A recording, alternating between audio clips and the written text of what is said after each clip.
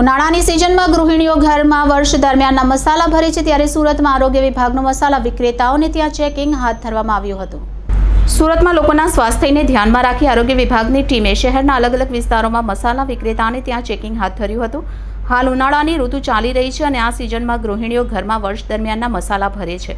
સુરતમાં લોકોના સ્વાસ્થ્યને ધ્યાનમાં રાખી આરોગ્ય વિભાગની ટીમે શહેરના રાંદેર વિસ્તારોમાં મસાલા વિક્રેતાઓને ત્યાં ચેકિંગ હાથ ધર્યું હતું।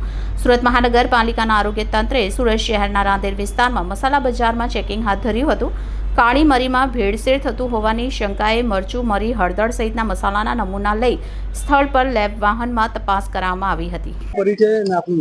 HS Patel, food safety officer, Surat મહાનગરપાલિકા। કઈ રીતની કામગીરી ફૂડના સેમ્પલ માટેની કરવા જઈ રહી છે? હાલમાં મરી મસાલાને જે ભરવાની સિઝન ચાલે છે ઘરોમાં, એટલા માટે મરી મસાલાના સેમ્પલની લેવાની કામગીરી સુરત કોર્પોરેશનના વિસ્તારમાં આવેલા દરેક ઝોનોમાં કામગીરી ચાલી રહી છે। કેટલી ટીમ હાથ ધરાવી?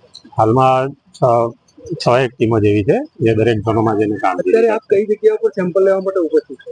હાલમાં રાંદેર ઝોનમાં આનંદમય રોડ ઉપર છે અને ત્યાંના મંડપમાંથી સેમ્પલ લેવાની કામગીરી ચાલે છે। કયા કયા મસાલાના સેમ્પલ લીધા?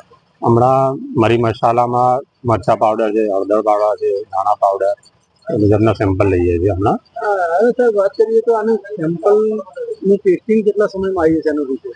એનો રિપોર્ટ બહુ જલ્દી આવી જાય છે અને જે પ્રમાણે રિપોર્ટ આવશે તે પ્રમાણેની આગળની કાર્યવાહી ફૂડ સેફ્ટી સ્ટાન્ડર્ડના અનુસંધાનમાં કરવામાં આવે છે।